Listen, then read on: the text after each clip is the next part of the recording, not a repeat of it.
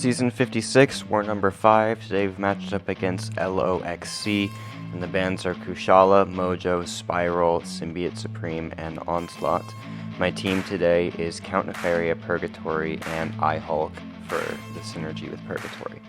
This is a 10-fight war. We are taking 9 fights with Purgatory, 1 fight with Count Nefaria, which technically I could have taken with Purgatory as well, but we'll get to that soon. And when I planned this war, I looked at the map, I saw the bands, I'm like, oh, they're just giving me a massive Purgatory war, aren't they?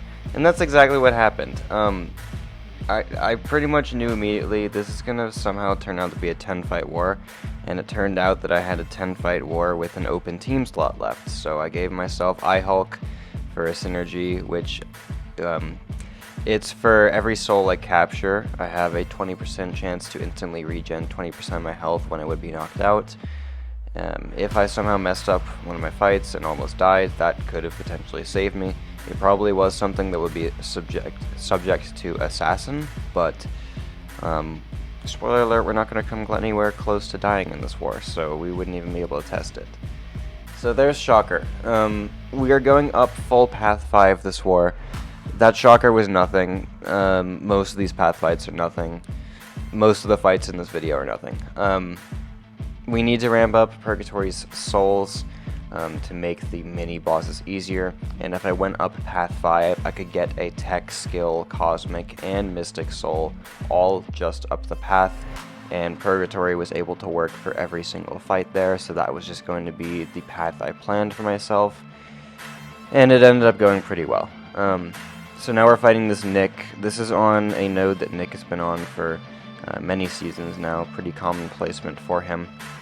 But Purgatory, she does this fight really well because you can place a slow on the defender when one of your damage over time debuffs is purified or expires.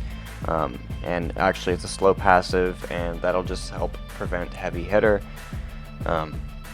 So if Nick charged a heavy there, we would have been able to freely counter it. He decided to full combo my block, which is fine.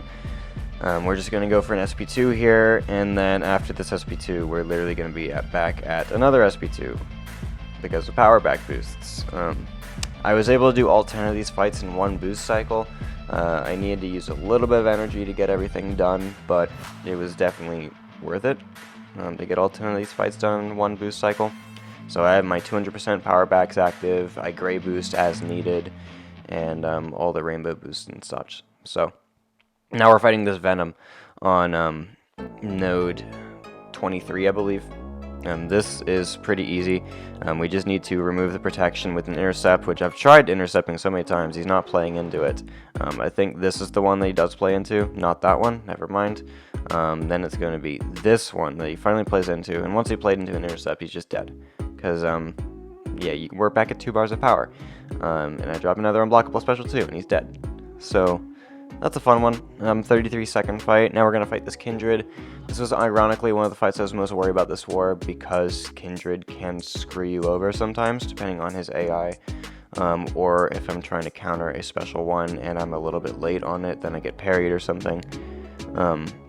So this was a little sketchy. Yeah, again, ironically, one of the fights I was more worried about this war. But I want a Mystic Soul. That's going to make the Serpent fight much easier. All of my fights much easier, really, but the Serpent one specifically. So, we're going to go for an SP2 here, and we're going to place the degen, and Kindred's melting, not really, because he removed the slow from the node. I go for an intercept here. He doesn't play into it, but that's okay because he had a bar of power, so I kind of expected him to not play into it. I'm going to go for my special 2 here, break out of the root, special kills him. We're at 99% health. So, so far, I don't believe I've used an item this war, and that's going to be pretty significant later in the war. But we'll get to that when we get to that. Now we're going to fight this Sersi. I'm using a Power Start 1 boost here. Normally I'd use an invul, but I'm kind of getting low on invuls, so I need to conserve them for fights where I like 100% need them, like the Serpent coming up later in the war. So I opted not to use it. I opted to use a Power Start 1 and just get to my Special 3 faster. If I can get to my Special 3 faster, I'm going to get a Power Gain buff.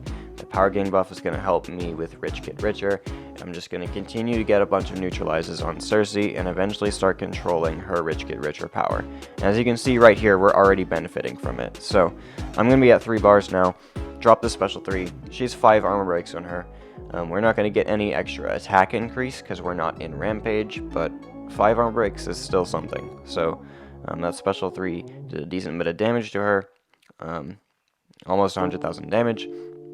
And now I need to work on getting into Rampage, which is actually not easy, because, you know what, I don't even think we're getting the Rampage this fight. I'm pretty sure we're just going to drop SP2s, and we're not even going to be in Rampage, we're just going to be spamming special 2s. So, yeah, that works as well, I guess.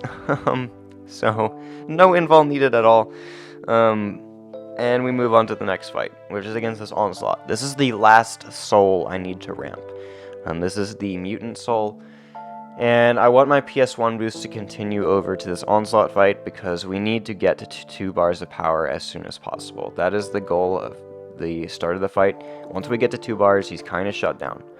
Because then we're going to be placing our degen. Once the degen expires, we're going to place the passive slow. We've already placed the passive slow right there, which, quite frankly, I don't remember where that came from. I'm going to pause the video and check real quick.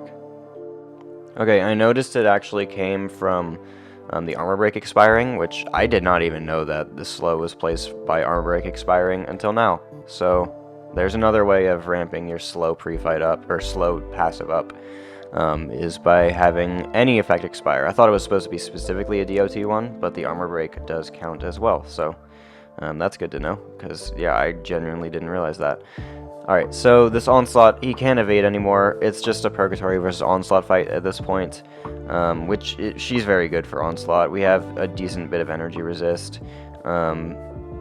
We don't need to place the Incinerate if we can help it. And then he goes down in 1 minute and 3 seconds. So now we're down to 4 more mini-bosses this war. Next up against this Maestro on node 43. Of course, taking this with Purgatory. This is Hazard Shift, Incinerate, Shock. Since the map update, Odin free fights do not work anymore, so I think that's the first potion I've used this for, if I remember correctly. Odin doesn't work on this node anymore because of the Fate Seal, which is fine because Purgatory doesn't need Odin to completely rip this Maestro to shreds, as you're going to see pretty soon. We just hit him during the Incinerate phase.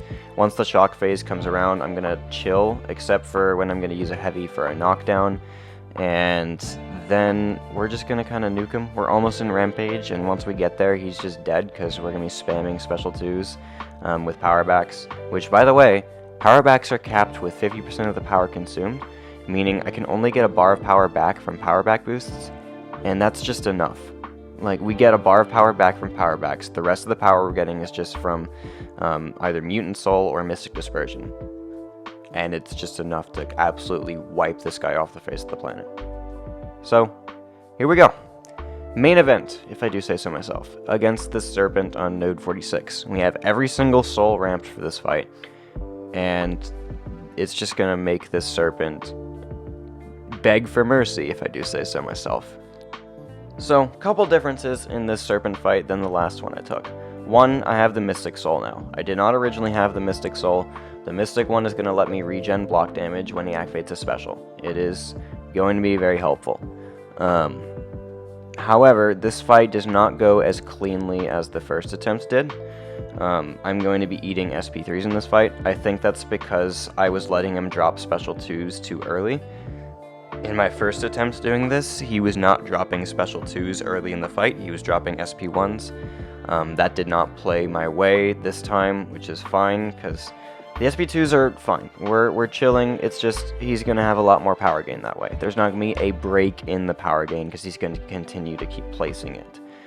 So here, I think I'm just going to say screw it, I'm pushing you red. I have an invul boost. I did not notice the fear on me though. So my unblockable special 2 failed. It was just a regular special 2 instead of an unblockable one. So screwed up there. We would have recovered from the special fast enough to where we would not have gotten hit and lost our invul had Serpent tried to punish me. Purgatory does recover from a special 2 fast enough to where you can react. However, that did scare me a bit. So he threw his first SP3. We can tank 3 of them. That was 1. And we are relying on our neutralize to prevent the power gain that he gets from his special 3. I say relying on that because as Aspect of Evolution continues to grow, it is not guaranteed. Because every time he crosses a bar of power, he's gaining 5% more ability accuracy. So eventually, there is going to be a reasonable chance that he is going to get the power gain off the SP3. Now, one thing I do not know, and I cannot confirm if this is the case or not, is that if Serpent's special 3 pushes me over a bar of power, does that nullify the power gain that he would get from his special 3? I don't know the answer to that. Quite frankly, I don't think it would matter that much if it did, but he's dead and we're at full yellow bars, so I guess there's no reason to complain. Anyway, I don't know how that interaction would go, if the Nullify would trigger against Serpent's power gain from his SP3 if I crossed a bar of power during this SP3. Whatever, he died. So, okay, now we're fighting this Enchantress on node 48. I'm convinced I could take this with Purgatory, but I also had 2 free team slots this war, and I was not going to risk doing anything stupid because it's my second ever 10-fight war. Why would I do that? So we're bringing Count Nefaria on the team to fight this Enchantress. Because objectively, Nefaria is just going to be better at fighting her than Purgatory is, even though Purgatory could still do it. So it would be stupid for me to not bring Nefaria when I have 2 open team slots. So anyway, Enchantress is going to drop some specials in my block, as she does, but that's okay. I just need to manage her as well as I can. The advice I always give for fighting Enchantress is never let her take control of the fight. You do everything you can to control her AI. It's never going to be perfect, because no AI control is, but you need to try and continue to be the one in charge of the fight, rather than reacting to what she does. You remove her spells immediately. You control how the fight is going to go. Don't let her AI do it. So, anyway, this Enchantress has Safeguard. And Nefaria has ways around Safeguard. Some of his big damage is coming from yellow numbers on his basic attacks, so he's not like the best counter to Safeguard. There I missed a parry. I was just late. Which would have triggered my evade to get an intercept, so I lost my invul boost there, but it's not that bad. She drops another special one in my block, and I'm like, oh, okay, well, that's great. So, now I need an intercept, and I'm going to make a mistake here. I forget that Cold Snap is going to prevent my evade, so I go for a counter evade for an intercept there, and I'm like, why did that fail? Oh, I can't evade while I have Cold Snap on me. Duh. So, lost a lot of health there, but it's okay. We're healing, and that shock is doing like no damage to me, so it's not that bad. And I think that's like the last mistake I make in this fight. We're going to finish this pretty healthy, and she's going to go down pretty soon. Going to go for the evade into a special 1 here, Bane transfer, and heal a little bit back. We take like almost no block damage because of how tanky he is with his energy resist and physical resist. And then special 1 finishes the job. We finish with 84% health. Wasn't the fastest fight ever, but again, Safeguard does mess with Nefaria a decent bit. Last fight of the war, Deathless Thanos boss. This fight is utterly stupid. This is gonna be fun. Okay, so we have every single soul. I'm pretty sure every single soul impacts how this fight goes. Skill 1 is going to be the most important, because we're going to prevent his evade. Not his evade. We're going to prevent his unstoppable effects from triggering with the skill soul. The mutant 1, free power gain. We're just power stealing some of his power at the end of his specials. And tech, free damage. We're just placing armor breaks, which are going to be insane extra damage once we can get a bunch of them ramped. Cosmic, nullify his furies or his energize when we cross a bar of power. That's huge. Mystic, allowing me to regen block damage. If I want to block a special 2, I can. If I want to block an SP1, I can. We're going to regen so much back. All of her souls just impact how this fight goes so well. But the biggest impact for how this fight goes is the fact that Purgatory's damage is utterly absurd, and you're going to see this Thanos get completely annihilated. We're going to power drain here, go for another special 2. Just look at the damage on the special 2. Protection's up. Self-power drain again. Special 2 again. Like, where is this health going? This is completely ridiculous. Self-power drain again. What do you think's coming next? Another Special 2. Energize is nullified. Oh, but Thanos is dead. That fight was absolutely insanity. We're just spamming Special 2s left and right. And then he goes down in just over a minute. So, anyway, that might be the greatest war I think I've ever had. 10-fight war, Purgatory showing off against 9 of the fights is completely ridiculous. We did win the war 20-11.